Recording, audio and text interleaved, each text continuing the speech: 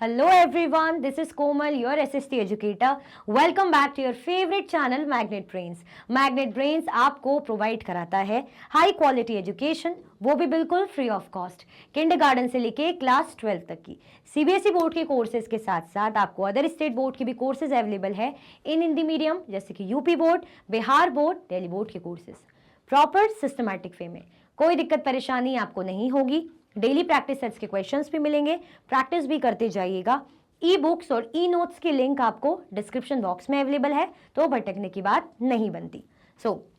हम क्या करेंगे भाई, एनसीईआरटी इंटेक्स सॉल्यूशंस करेंगे। यानी ये एनसीईआरटी सॉल्यूशंस नहीं है, कंफ्यूज नहीं होना। ये कौन से, जो चैप्टर के बीच में जो क्वेश्चंस दिए होते हैं ना, खूब सारे, बहुत सारे, जो अच्छे इन्फॉर्मेटिव होते हैं, जो हेल्पफुल होते हैं, ठीक है, वो हैं। तो उनको हम क्या करेंगे, पेज नंबर वाइज आपको क्वेश्चंस दिए रहेंगे, उनके क्वेश्चन और आंसर हम करेंगे। तो पहले आप क्या कर दो, लाइक और शेयर कर दो। सबसे पहले आपको क्या करना है, लाइक एंड शेयर कर देना है। तो जल्दी जल्दी पहले बिना रुके तो आप लाइक एंड शेयर कर दो। फिर स्टार्ट करते हैं हमारा पेज नंबर 101 के क्वेश्चन फर्स्ट से। Why do we need a law on minimum wages? Minimum wages के लिए क्यों हमें कानून की जरूरत है, क्या लगता है, जल्दी बताओ। एनी आइडिया, क्यों हमें लगता है, क्यों हमें नीड है ना, कानून की मिनिमम वेजेस के लिए। चलो, We need a law on minimum wages to ensure that workers are duly paid and not exploited by their employees. हमें कानून की इसलिए ज़रूरत पड़ती है ना, मिनिमम वेजेस की, ये इंश्योर कराने के लिए कि जो वर्कर्स हैं, है ना, जो वर्कर्स हैं आर ड्यूली पेड, उनको प्रॉपर पेमेंट उनकी मिले जो वो काम कर रहे हैं, not exploited bye there employers, ताकि उनके जो एम्प्लॉयर्स हैं, जो उनके मालिक हैं, वो उनको एक्सप्लॉइट ना करें, उनके साथ प्रताड़ना ना करें, ठीक है, कुछ गलत ना करें, फ़ायदा ना उठाए गलत, मतलब उनसे ज़्यादा काम करा रहे उतना उनको मिल नहीं रहा है। तो इसीलिए मिनिमम वेजेस को क्या करके रखा है, एक फिक्स इतना रखा है कि भाई ये होना चाहिए इतना। क्लियर आया समझ में कि नहीं आया, मतलब इन जनरल भी पता होना चाहिए कि क्यों हमें ज़रूरत है मिनिमम वेज की, ये इंश्योर करने के लिए वर्कर्स को प्रॉपर उनकी पेमेंट मिले और एक्सप्लॉइटेशन ना हो एम्प्लॉयर्स के थ्रू। क्लियर, चलो क्वेश्चन 2, फाइंड आउट, आपको फाइंड आउट करना है what is the minimum wage for a construction worker in your state. आपके स्टेट में कंस्ट्रक्शन वर्कर है ना, उसकी मिनिमम वेज बतानी है। आपके स्टेट पे क्या है, जो कंस्ट्रक्शन वर्कर है उसकी क्या मिनिमम वेज है, अपने अकॉर्डिंग आप आंसर कर सकते हो। आपके एरिया में, आपके स्टेट में कैसी क्या होगी, है ना, अपना अपना आइडिया है। चलो हम ऐसी रफली देखते हैं। It is at least 150 rupees per day, है ना, डेली का इनका ऐसे ही रहता है, काम करा डेली का वेज मिल गया तो 150 ये मिनिमम है। Do you think the minimum wage for a construction worker is adequate, low और हाई, क्या लगता है आपको जो मिनिमम वेज है कंस्ट्रक्शन वर्कर का वो प्रॉपर है, इनफ है, लो है या हाई है। ठीक है, मिनिमम वेज अगर इतना है तो ठीक लग रहा है आपको कि एडुकेट है, हाँ यार इतना तो पर डे के हिसाब से सही है, या ज़्यादा ही हो गया, यार ये बहुत कम है। चलो, इट इज़ बेयरली एडुकेट, ये मतलब ठीक है लेकिन बहुत ही मुश्किल से, मतलब हम ये नहीं कह सकते कि सही है, लो ही तरीके समझ लो। तो बेयरली एडुकेट मतलब प्रॉपरली एडुकेट नहीं है, इनफ नहीं है। Who sets the minimum wages, minimum wages को कौन सेट करता है, कौन मिनिमम वेजेस को सेट करता है, क्या लगता है, चलो देखते हैं। The labour ministry sets the minimum wages, जो लेबर मिनिस्ट्री होती है वो क्या करती है, वो मिनिमम वेजेस को सेट करती है। ठीक है, तो समझ में आया ना, कितना आप अपने अकॉर्डिंग जैसे आंसर करो, आपके एरिया में कितना है 150, और ये जो है देखने को मिल रहा है कि बहुत ही मुश्किल से एडुकेट है, इतना इनफ है नहीं। फिर हमने क्या देखा, जो लेबर मिनिस्ट्री है वो क्या करती है, मिनिमम वेजेस को सेट करती है, ये ध्यान रखना। पता चले कौन है जो मिनिमम वेजेस सेट करे, पता ही नहीं है, ठीक है, तो लेबर मिनिस्ट्री। क्लियर, आगे बढ़े, चलो।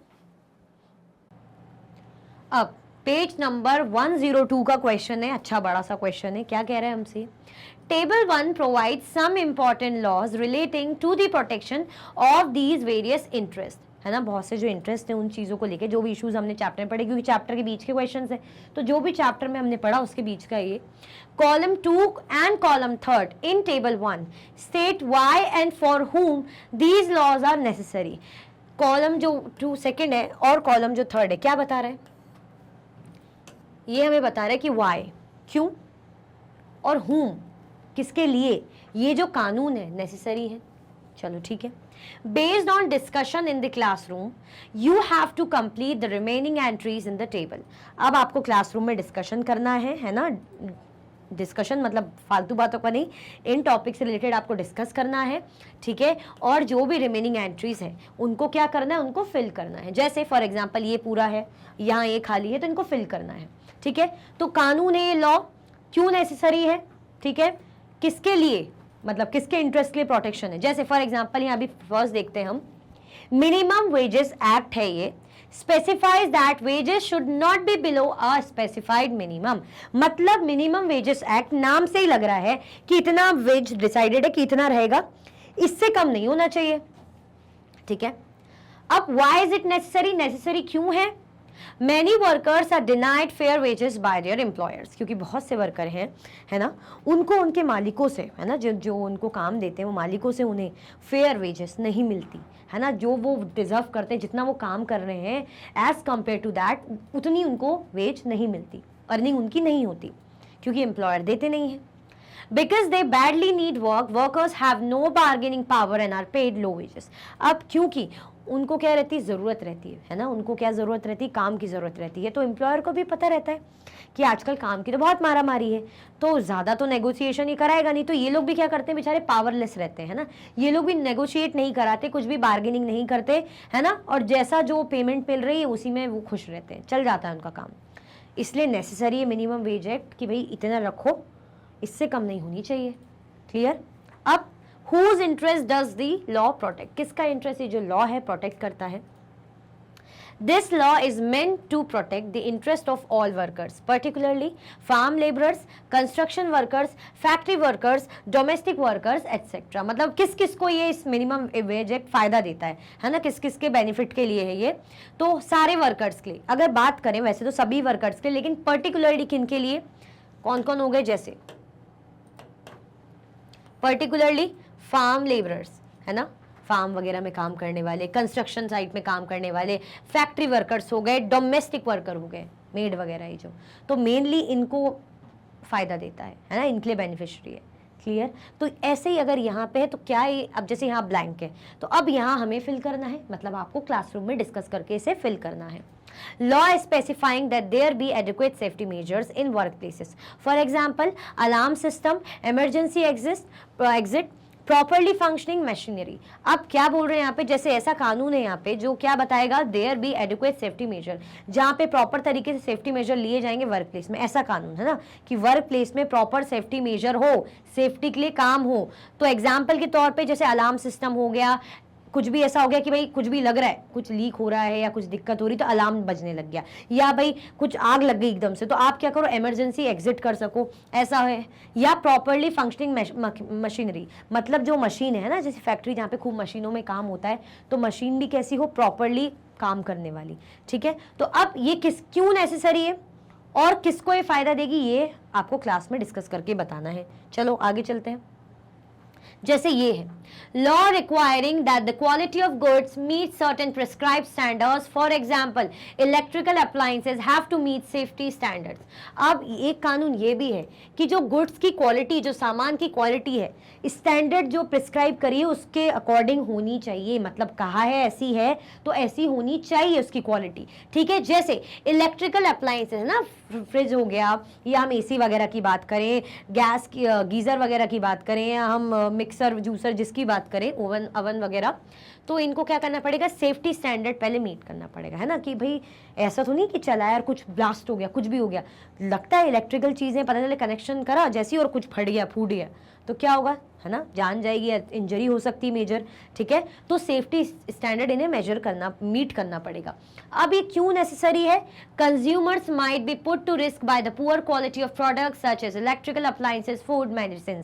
अब अगर हम बात करें कंज्यूमर्स को क्या हो सकती है, भाई इससे प्रॉब्लम हो सकती है, रिस्क हो सकता है ना। मानो मेडिसिन, अगर कोई दवाई बेच रहा है, एक्सपायरी हो गई या ढंग से नहीं बनी हो, है ना, या कुछ भी उसमें दिक्कत आ गई, या कोई खाने में दिक्कत आ गई, तो बोलते हैं ना फूड पॉइजनिंग हो जाती है, कई बार तो डेथ भी हो जाती है, से खाना खा के जहरीला कुछ भी ऐसा डाला हो, सड़ा कड़वा तेल डाल रहे हैं पुराना, तो तबीयत खराब हो जाती है, डाइजेशन इश्यूज हो जाते हैं, बहुत सी चीजें ऐसी हो जाती हैं, तो रिस्क है मतलब कस्टमर के लिए, तो इसीलिए नेसेसरी है। अब ये किन किन को फायदा दे सकती है ये आपको डिस्कस करके बताना है। फिर एक यहाँ पे ये है, law requiring that the prices of essential goods are not high, for example sugar, kerosene, food grains. अब कानून ये भी है कि जो फूड, जो चीज, गुड्स, जो चीजें बिल्कुल बेसिक नीड्स के लिए ज़रूरी है, एसेंशियल है ना। जैसे एसेंशियल नीड भाई खाना पानी बनाने के लिए हमें क्या ज़रूरत पड़ती है, तेल है ना, चावल, आटा, केरोसिन है ना, फूड ग्रेन्स, शुगर वगैरह, ये कॉमन बिल्कुल डेली यूज़ की चीज़ें हैं। तो ये कैसी होनी चाहिए, इन नीडफुल एसेंशियल चीज़ों की प्राइस कम होनी चाहिए, तो इसके लिए कानून है। अब क्यों नेसेसरी है ये हमको फिल करना है, और यहाँ पे किसको ये फायदा देता है तो ये बताना है हमें, the interest of the poor who will otherwise be unable to afford these goods. ये किसको फायदा देगा, बेचारे जो गरीब हैं, जो पुअर है। देखो मिडिल क्लास अफोर्ड कर लेगा और रिच की तो फिर क्या ही कहने, जो पुअर है कम से कम वो अफोर्ड कर सकते हैं, ठीक है, अदरवाइज वो खरीद नहीं पाएंगे। अगर एसेंशियल आइटम मानो उनको बेचारों को रोज़ खाना बनाने के लिए तेल चाहिए होता है ना, अनाज चाहिए होता है, आपको खाने पीने की शक्कर चाहिए होती है, चाय पत्ती चाहिए होती है चाय वाय के लिए, और भी चीज़ें, तो बहुत कम बोली मैंने। अगर ये बहुत महंगी होगी तो बेचारा गरीब तो भूखा मर जाएगा। तो इसीलिए ये किसको फ़ायदा देगा, स्पेशली पुअर पीपल को, है ना। अगर हम बात करें, वैसे तो सबको दे ही रहा है, लेकिन अगर हम पुअर पीपल की बात करें तो उनको फ़ायदा ज़्यादा दे रहा है। अब यहाँ पे क्या है, यहाँ पे law requiring that factories do not pollute air और वाटर। कानून किसके लिए रिक्वायर्ड है भाई, जो फैक्ट्रीज हैं वो क्या करें, पॉल्यूट ना करें हवा को और वाटर को, है ना। जो स्मोक निकलता है तो एयर पॉल्यूशन होता है, फिर जो गंदगी निकलती है, लिक्विड वेस्ट निकलता है तो वाटर पॉल्यूट होता है, पानी नदियों में जाता है। क्यों नेसेसरी है और किसके फायदे का है, ये हमको फिल करना है। फिर laws against child labour in work places, काम में, है ना, वर्क प्लेसेस में क्या करा जाता है, छोटे बच्चों को मजदूरी या जो भी काम पे रखा जाता है, तो उसके लिए लॉ है। अब ये किसको फायदा दे रहा है, मतलब क्यों नेसेसरी और किसको फायदा दे रहा है, ये हमें फिल करना है। Law to form workers union association, अब ये कानून है किसके लिए, वर्कर्स की यूनियन एसोसिएशन के लिए। By organising themselves into unions, workers can use their combined power to demand their wages and better working conditions. क्या कर सकते, खुद को ऑर्गेनाइज करके, है ना, इनटू यूनियंस, यूनियंस बना के क्या कर सकते हैं ये लोग, क्या करते हैं, यूनियन बनाते ना, हमने देखा था ना ग्लॉसरी जब पढ़ रहे थे, क्या होता है यूनियन लीडर, क्या होते हैं यूनियन, वर्कर्स यूनियन क्या होती है, वर्कर्स यूनियन वो होती है जिसमें वर्कर्स होते हैं खूब सारे, उनका ग्रुप होता है और उनका एक लीडर भी होता है ना, जो बात करता है मालिक से कि भाई देखो हमारे यहाँ ये दिक्कत है, इसको सैलरी की दिक्कत है, मशीन की प्रॉब्लम है, ये दिक्कत है, वो दिक्कत है, तो वो यूनियन रहती है, वर्कर का एसोसिएशन रहता है। तो क्यों नेसेसरी है, बाय ऑर्गेनाइजिंग देमसेल्व्स, इनको ऑर्गेनाइज करके यूनियंस को, workers can use their combined power to demand fair wages and better working condition. इस कानून के तहत ये हो सकता है कि जो वर्कर हैं, है ना, वो अपने लिए बेटर कंडीशन, है ना, कि इन्वायरमेंट कैसा है काम का वो बेटर हो, साथ में जो वेजेस हैं वो फेयर होनी चाहिए, तो उसके लिए बात की जा सकती है। क्लियर। अब ये किसको फायदा देता है वो आपको बताना है डिस्कस करके, ठीक है, क्लियर। चलो, तो ये था हमारा क्वेश्चन बेसिकली जिसको हमने एक्सप्लेन करा। अब ये आंसर है ना, जैसे मिनिमम वेजेस एक्ट, ये तो पहला पूरा फिल था, पहला जो है पूरा फिल था, तो इसको हम देखेंगे नहीं। ये जो सेकंड था ये खाली था, इसको देखते हैं। जैसे सेकंड वाला कौन सा था, लॉ, जो कानून है क्या स्पेसिफाई कर रहा है, law specifying that there be adequate safety measure in work places. Law क्या बता रहा है कि भाई प्रॉपर सेफ्टी मेजर होना चाहिए वर्क प्लेस में। आपको दिख रहा है, मैं ऐसे पीछे हो जाती हूँ, मैं इसे रीड करती हूँ, प्रॉपर सेफ्टी मेजर होना चाहिए, ये कानून कह रहा है वर्क प्लेस पे। सही बात है। एग्जाम्पल जैसे अलार्म सिस्टम हो, इमरजेंसी एग्जिट हो गई, एकदम से बाहर निकलना हो इमरजेंसी पे, या प्रॉपरली फंक्शनिंग मशीनरी, मशीनरी कैसी हो, प्रॉपर फंक्शनिंग करने वाली। अब ये क्यों नेसेसरी है, work places have lower safety measures, क्योंकि वर्क प्लेसेस में क्या होती है, लोअर सेफ्टी मेजर्स होती है। जो मालिक होते हैं वो क्या सोचते हैं, अरे जाने दो, इन लोगों को तो वैसे भी काम की नीड है, क्या इनके लिए इतना सेफ्टी का रखे हैं, ठीक है, नहीं करना इनको सही नहीं लगेगा, दूसरा काम पे रख लेंगे, हमें क्या काम वालों की कमी है, तो ये लोग इतना सीरियस नहीं लेते हैं ना कि खर्चा बचाए, काय के लिए हम खर्चा करें। तो work places have lower safety measures because companies want to cut cost and increase profit. जैसे कि अब भी मैंने बताया, क्योंकि कंपनी क्या चाहती है, ये जो खर्चा है इसको कम करना चाहती है, प्रॉफिट इंक्रीज करना चाहती है, ठीक है।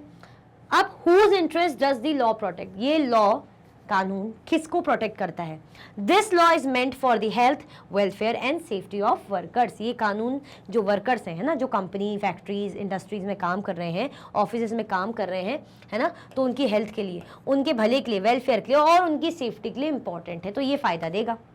क्लियर। चलो, स्क्रीनशॉट तो नहीं लेना, स्क्रीनशॉट ले सकते हो। चलो,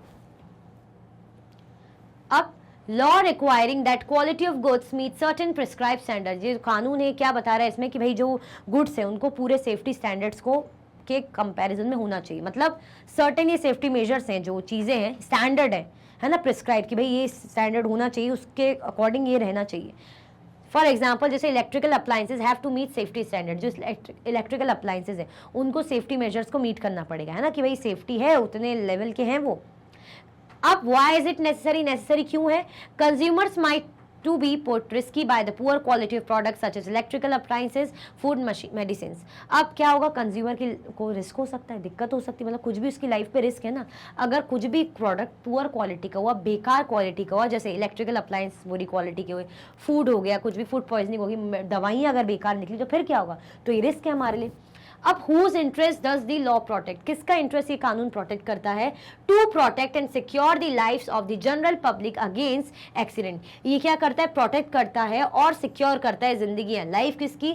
जनरल पब्लिक, सभी की, है ना। फूड, मेडिसिन, इलेक्ट्रिकल अप्लायंसेज हर सभी तो खरीदते हैं, ऐसा तो है नहीं कि कुछ लोग ही खरीदते कुछ लोग नहीं खरीदते, तो ये पूरी पब्लिक के ही लिए है ना, ताकि उनको कुछ ऐसा मतलब रिस्क ना हो लाइफ में, कुछ भी ऐसा एक्सीडेंट ना हो जाए कि भाई मिक्सर चल रहा है और बिल्कुल ब्लास्ट हो गई, है ना, या दवाइयाँ सही नहीं थी तो भाई उससे और बीमारी हो गई, या कुछ भी रिएक्शन हो गया, है ना, तो रिस्क है ये, ठीक है, तो सबको फायदा देता है।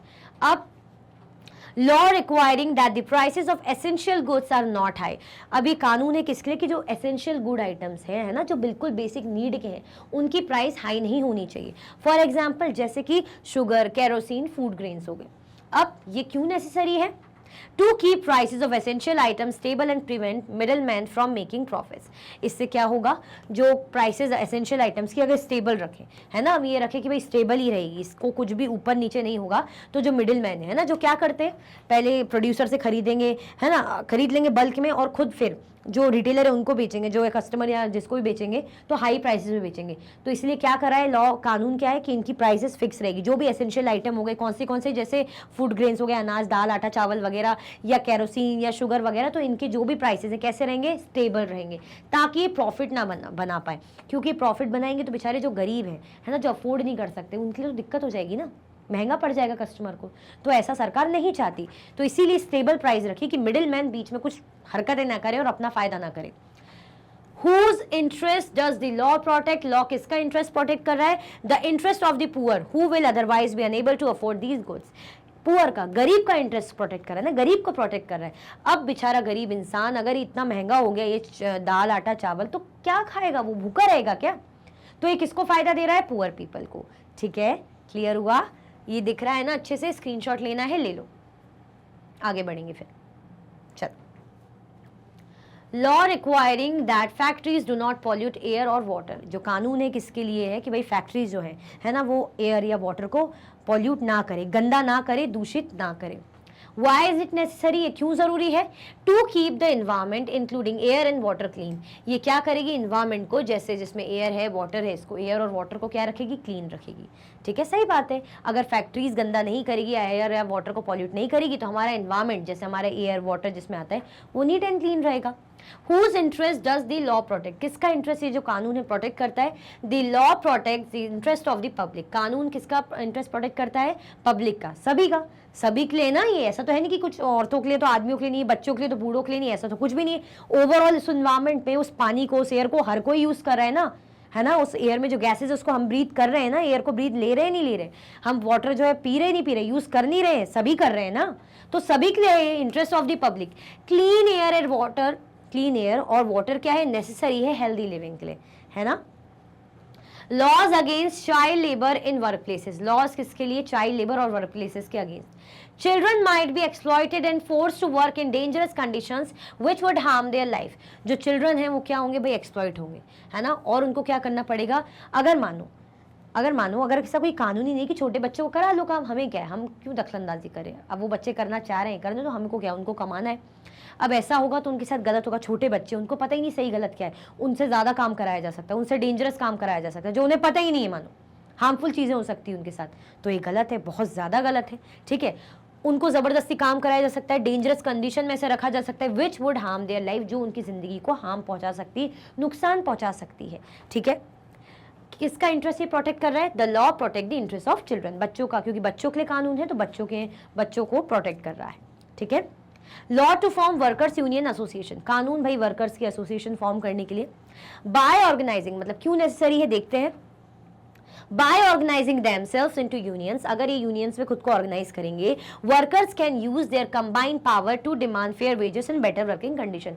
अगर ये यूनियन क्रिएट करेंगे, इनके पास पावर रहेगी, तो कुछ भी अगर इनको दिक्कत है, मतलब इन्वायरमेंट कैसा है काम का, है ना, सही से कुछ नहीं लग रहा है, अगर अनफेयर वेजेस है या कंडीशन सही नहीं है या रिस्की है कुछ भी, तो इसके रिगार्डिंग ये लोग क्या कर सकते हैं, बोल सकते हैं, आवाज उठा सकते हैं। अब whose interest does this law protect, किसका इंटरेस्ट ये कानून प्रोटेक्ट करेगा? The law protects the interest of workers and prevents their exploitation. हाँ, जो वर्कर ने जो काम करते हैं उनको प्रोटेक्ट करेगा, उनका जो एक्सप्लॉयटेशन है, मतलब उनके साथ किसी प्रकार की प्रताड़ना ना हो, एक्सप्लॉयटेशन ना हो, उनको प्रोटेक्ट करेगा। क्लियर? आया समझ में? कोई कंफ्यूजन, दिक्कत तो नहीं है? तो इसका भी स्क्रीनशॉट आप ले सकते हो। फिर आगे बढ़ते हैं, चलो। अब पेज 107 का क्वेश्चन है। Question first, why do you think enforcement of safety laws is important in any factory? किसी भी फैक्ट्री में क्यों जरूरी है कि हम क्या करें, सेफ्टी लॉज है ना, जो सुरक्षा के लिए जो कानून है उनको लागू कराए ही कराए, किसी भी फैक्ट्री में क्यों जरूरी है? अरे भाई, वर्कर्स की हेल्थ, वर्कर की रिस्क, जान के लिए तो जरूरी है ना। सही बात है कि नहीं है? चलो, enforcement of safety laws is important in any factory for the security of its workers and people living near the factory. It is important for preventing serious disasters like Bhopal gas tragedy from happening. जैसे safety का enforcement है ना, जो safety कानून है, जो सुरक्षा के कानून है, उनको लागू कराना बहुत ज़रूरी है किसी भी फैक्ट्री में, for the security of its worker, उसके वर्कर की सिक्योरिटी के लिए ना।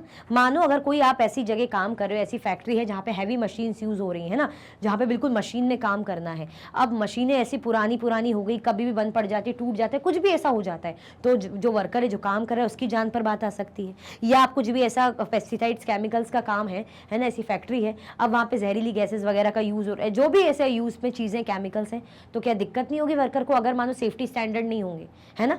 तो इसीलिए ऐसे सेफ्टी स्टैंडर्ड बनाना, मतलब यहाँ हम कह सकते हैं सिक्योरिटी, सेफ्टी मेजर रखना जरूरी है। किसके लिए? वर्कर की सिक्योरिटी के लिए। जरा सा भी कुछ हुआ, उसको इंजरी हो सकती है, जरा सा भी और कुछ ज्यादा, वो मर भी सकता है। क्या हुआ, जरा सा वो कमा रहा है, इतनी उसकी सैलरी है नहीं जितना वो उसकी जान पर बनाएगी, तो सेफ्टी रखना जरूरी है। And people living near the factory, even जो लोग हैं फैक्ट्री के आसपास रह रहे हैं, भाई उनकी भी जान, सेफ्टी जरूरी है ना।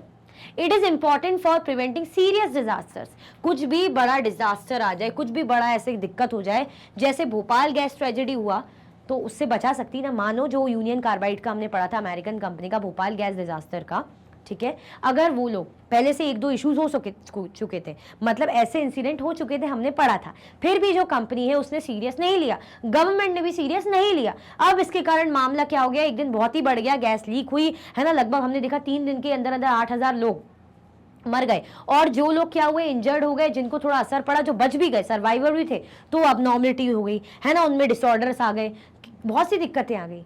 अब मतलब फैक्ट्री में रहने वाले लोग ने तो सहा ही सहा, जो आसपास के लोग हैं नेबरहुड के, उन्होंने भी सहा ना। तो इसीलिए इन्फोर्समेंट किसका, सेफ्टी लॉज का फैक्ट्री में बहुत मस्ट है। सेफ्टी जो है वर्कर्स की, साथ में आसपास के लोगों की भी। ठीक है, चलो question 2, can you point to a few other situations where laws for rules exist but people do not follow them because of poor enforcement. For example, over speeding by motorist, not wearing helmet, seat belt and use of mobile phone while driving. What are the problems in enforcement?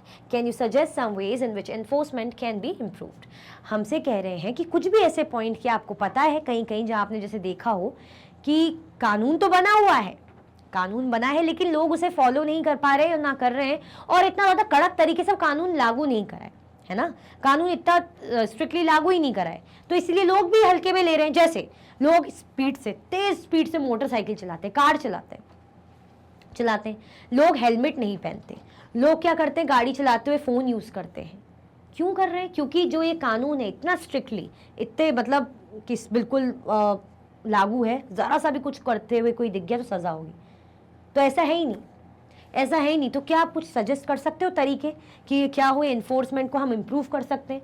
क्योंकि अभी improve नहीं है, अभी उतने दमदार नहीं है। सही बात है, आज मैं भी जाती हूँ, मैं भी गाड़ी चलाती हूँ, मैं देखती हूँ लोग इतने स्पीड से लड़के लेके जाएंगे गाड़ियों को, है ना, कार लेके जाएंगे, बहुत डर लगता है ना। दूसरा भाई डर जाता है, बिना हेलमेट के तेज से ट्रिपलिंग कर रहे हैं, इवन गर्ल्स भी दिखती हैं बिना हेलमेट के ट्रिपलिंग कर रही, फ़ोन चलाते हुए गाड़ी चला रही हैं, तो क्यों? क्योंकि जो एनफोर्समेंट इतना स्ट्रिक्ट नहीं है।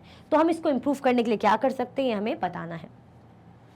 Yes, some situations where laws और rules exist but people do not follow. सही बात है, रूल्स तो बने हुए हैं कि स्पीडिंग नहीं करनी, इतने से ज़्यादा स्पीड नहीं होनी चाहिए, हेलमेट पहनना है, फ़ोन पे बात नहीं करनी चाहिए वाइल ड्राइविंग राइडिंग, पर फिर भी लोग कर रहे हैं, है ना। मतलब कानून इतने अच्छे से लागू, मतलब इतना स्ट्रिक्टली नहीं हुआ है।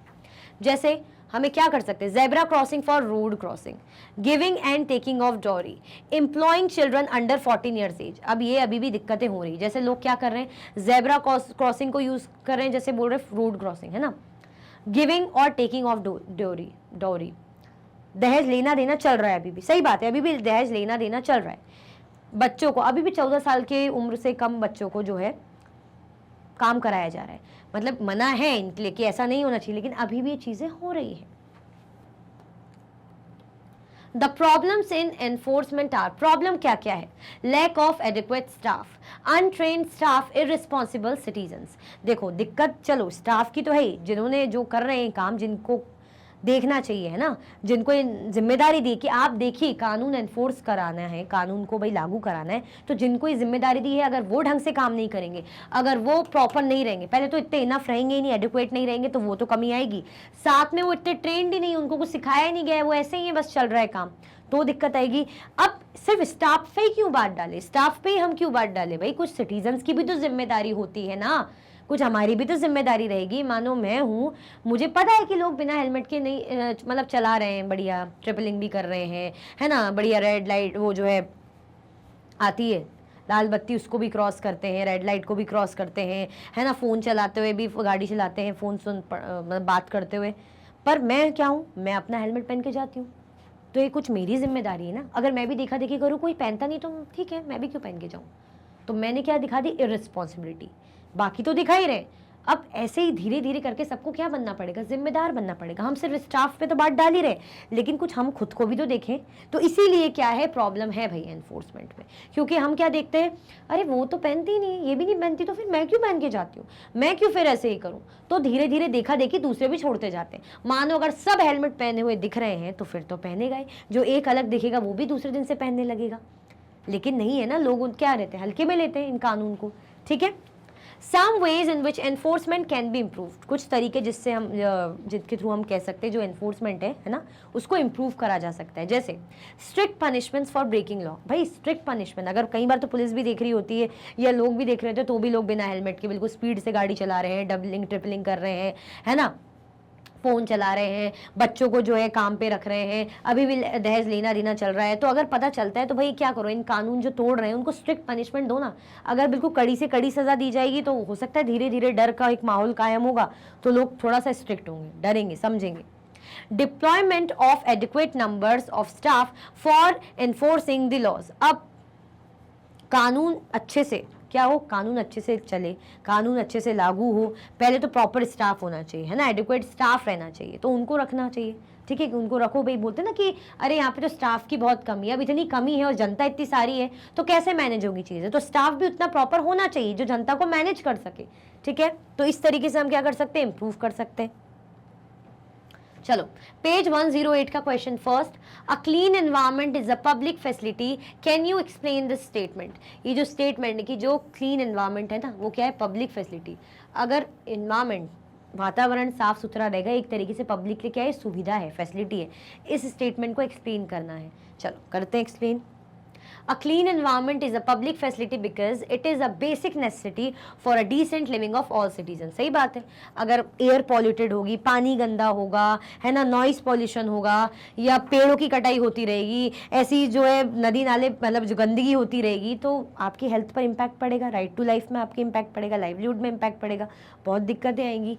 तो आप क्या प्रॉपर तरीके से एक डिसेंट लाइफ जी पाओगे, नहीं ना। इसीलिए नीट एंड क्लीन एनवायरनमेंट किसके लिए हेल्प करता है, आपकी बेसिक नेसेसिटी को इम्प्रूव करता है। वो अगर अच्छी चलेगी तो आपकी लाइफ भी अच्छी चलेगी। ठीक है, चलो question 2, why do we need laws. भाई तो न्यू लॉज मतलब क्यों हमें नए नए कानून की ज़रूरत है, पुराने कानून के ढंग से काम नहीं कर रहे, क्यों हमें नए कानून की ज़रूरत है, क्या लगता है आपको, पढ़ा था ना हमने चैप्टर में, क्यों नए नए कानून की ज़रूरत पड़ती है। या तो पुराने इतने अच्छे होते नहीं हैं, उतने उसमें रूल्स होते नहीं हैं, है ना, या उनमें सज़ाएं उतनी अच्छी नहीं होती है, या पुराने हो गए तो अब उतना मज़ा नहीं आता है उनको फॉलो करने में, ऐसा कुछ है। चलो देखते हैं reason. We need laws for welfare of people and order in society. मतलब क्या है भाई, जनता की भलाई के लिए और सोसाइटी में क्या बने, एक हारमोनी और ऑर्डर बने रहे, सिस्टमैटिक तरीके से चीज़ें चलें, इसलिए हम रूल्स एंड लॉज को फॉलो करते हैं, रूल्स एंड लॉज को इनेक्ट करते हैं। ठीक है, चलो। Why are companies and contractors able to violate environmental laws? क्यों ये जो कंपनीज है या कॉन्ट्रैक्टर्स है ना, वॉयलेट करते हैं इन्वायरमेंटल लॉज, है ना, जो भी कानून बने हैं इन्वायरमेंट के उनको तोड़ते हैं, क्यों करते हैं ऐसा? ज़्यादा वो है क्या इनमें टशन, है ना, बिल्कुल जिगरा, नहीं डरना किसी से, करने दो हमारी मर्जी, हम जो करेंगे, है ना, या बड़े लोगों से पहचान है, ऐसा कुछ। चलो देखते हैं। They are able to violate environmental laws because there is no strict enforcement of those laws by the government.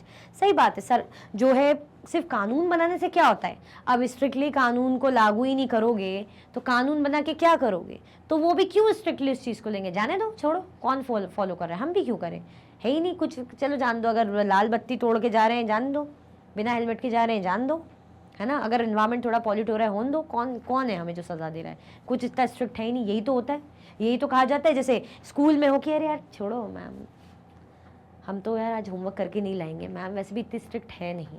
अब जो टीचर स्ट्रिक्ट रहती, या तो स्टूडेंट एब्सेंट हो जाते, या तो बीमारी का बहाना करेंगे, या तो होमवर्क करके लाएंगे। अब जहाँ जो ऐसे ही है कि अरे ठीक है, अच्छा आप लोग नहीं लेकर आए, कल लेकर आना, ठीक है, उस दिन तो मैं ज़रूर चेक करूँगी, पता है टीचर स्ट्रिक्ट है ही नहीं, ठीक है मान जाएगी, तो बच्चे भी ढीलापन दिखाते हैं, छोड़ो क्या करना। तो ऐसे ही यहाँ भी अगर है कि भाई ठीक है सरकार कुछ करती नहीं है तो क्या करना, अब ये स्ट्रिक्ट होंगे तो ये लोग भी मानेंगे, क्यों नहीं मानते, क्यों तोड़ते, क्योंकि यहाँ कुछ स्ट्रिक्टनेस है ही नहीं। ठीक है, चलो पेज 109 का क्वेश्चन है, do you think everyone got justice in the case of cited above. मतलब ये जो केस है ऊपर दिखाया है, मतलब क्योंकि चैप्टर के बीच का क्वेश्चन है ना, उसके बाद जो हमसे क्वेश्चन पूछ रहे हैं, जो हमने इंसिडेंट पढ़ा, तो आपको क्या लगता है इसमें सबको जस्टिस मिला? In recent years, while the courts have come out with strong orders on environmental issues, these have sometimes affected people's livelihoods adversely. For instance, the courts directed industries in residential areas in Delhi to close down or shift out of the city. Several of these industries were polluting the neighborhood, and discharge from these industries was polluting the river Yamuna because they had been set up without following the rules. क्या बोल रहे हैं, कुछ बीते सालों में ये चीज़ देखने को मिली। While वैसे तो कोर्ट क्या कर रहे हैं, have come out with strong orders on environmental issues, मतलब जो भी पर्यावरण से रिलेटेड जो भी इश्यूज हैं, दिक्कतें हैं, तो उनको लेके स्ट्रिक्टली कानून आए हैं, गवर्नमेंट ने बोला है, ठीक है। These have sometimes affected people's livelihood adversely, कई बार इन्होंने जो लोग हैं पीपल है उनकी लाइवलीहुड पर भी अफेक्ट करा है। मतलब ठीक है इन्वायरमेंट के लिए तो सरकार सोच रही है, लेकिन जो दूसरे हैं, है ना, उनकी जिंदगी पर, है ना, जीविका पर भी बहुत ज़्यादा बुरा असर पड़ रहा है। For instance, the courts directed industries in residential areas in Delhi to close down or shift out of the city. जैसे क्या करा था जो सरकार ने, कोर्ट ने, है ना, डायरेक्ट करा था इंडस्ट्रीज को, कह दिया था कि आपको क्या करना है, जो भी रेजिडेंशियल एरियाज में इंडस्ट्री सेटअप है बंद करो, है ना, फैक्ट्री इंडस्ट्री अपनी बंद करो, क्योंकि यहाँ रेजिडेंशियल एरिया लोग रहते हैं यहाँ पे, इनसे इन्वायरमेंट भी खराब हो रहा है और आसपास का नेबरहुड भी खराब हो रहा है, बंद करो, या आप शहर के बाहर चले जाओ, शहर से दूर सेटअप करो अपनी इंडस्ट्री या factory. Several of these industries were polluting the neighborhood, and discharge from these industries was polluting the river Yamuna. अब जो भी है स्मोक निकल रहा था तो एयर पॉल्यूट हो रहा है, कुछ भी ऐसा केमिकल्स या गंदगी निकल रही, वेस्ट निकल रहा है, वो नदी जैसे यमुना नदी वो गंदी हो रही है, तो यानी इन्वायरमेंट और नेबरहुड पॉल्यूट हो रहा था। Because they had been set up without following the rules, क्योंकि सेटअप भी हुए थे ना किसी रूल्स को फॉलो किए बिना, मतलब कुछ रूल्स भी नहीं फॉलो हो रहे थे, कर रहे थे, और सेटअप थे, लोग मतलब काम कर ही रहे थे अपना। But while the court's action solved one problem, it created another. Because of the closure, many workers lost their jobs. ठीक है, एक काम से तो फायदा हुआ, एक काम से तो फायदा ये हुआ कि चलो एनवायरमेंट तो हमारा बचेगा, लेकिन दूसरी और थोड़ी सी प्रॉब्लम हो गई। एक जगह से प्रॉब्लम सॉल्व हुई तो दूसरी जगह प्रॉब्लम खड़ी हो गई, ठीक है, क्या प्रॉब्लम खड़ी हुई, अगर इंडस्ट्री बंद हो जाएगी, कंपनी फैक्ट्री बंद हो जाएगी, तो जो फैक्ट्री में काम कर रहे हैं उनका क्या, उनकी तो लाइवलीहुड चलेगी, उनके तो भाई कमाई का जरिया ही चला गया, कमाई का जरिया चला गया, जिसने छोड़ दिया। अब अगर मानो सिटी दूर शिफ्ट हो गई तो लोग बेचारे जो कर रहे थे वो दूर दूर जाके काम कर रहे, तो वैसे भी उनकी दिक्कत हो जाएगी, है ना। बेचारे इतने दूर दूर ट्रैवल करके काम करने जाएंगे, उतना उनकी अर्निंग तो उतनी रहेगी, इतना कुछ होगा नहीं, तो क्या हो गया, जॉब्स पर असर पड़ा।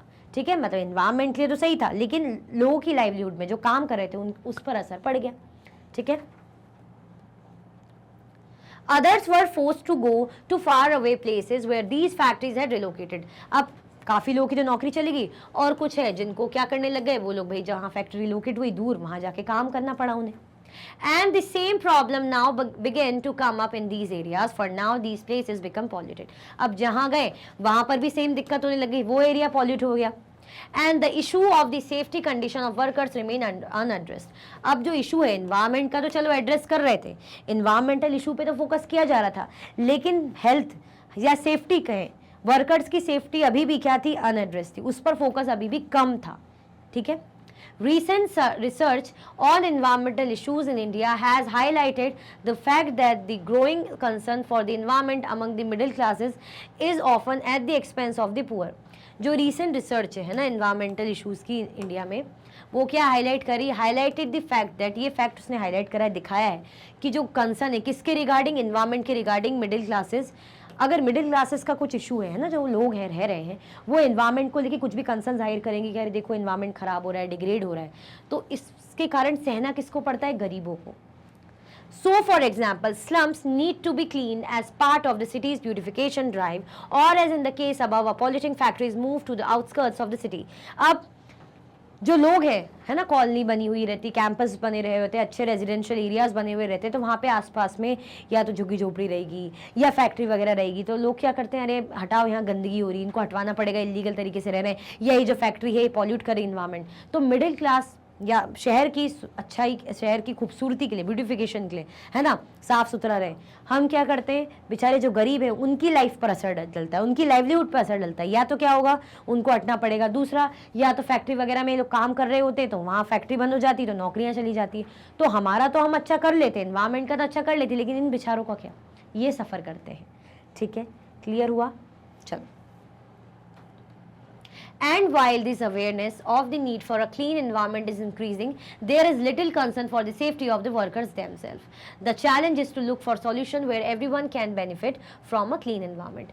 अवेयरनेस, इन्वायरमेंट को तो लेके सब अवेयर हैं, पब्लिक अवेयर रहती है कि भाई इन्वायरमेंट गंदा हो रहा है, गंदगी हो रही, सैनिटेशन का, है ना, पॉल्यूशन का, लेकिन जो सेफ्टी मेजर की बात करें वर्कर्स की, अभी भी वो क्या है, उस पर इतना फोकस किसी ने नहीं किया है, मतलब अभी भी उसको लेके लोग इतना अवेयर नहीं, उसके लिए लेके लोग बात नहीं करते। तो चैलेंज ये है कि हमें सॉल्यूशन ऐसा ढूंढना पड़ेगा जिसमें दोनों के लिए ही फायदा हो, इन्वायरमेंट भी सही रहे और बेचारे जो वर्कर्स की सेफ्टी है वो भी बनी रहे।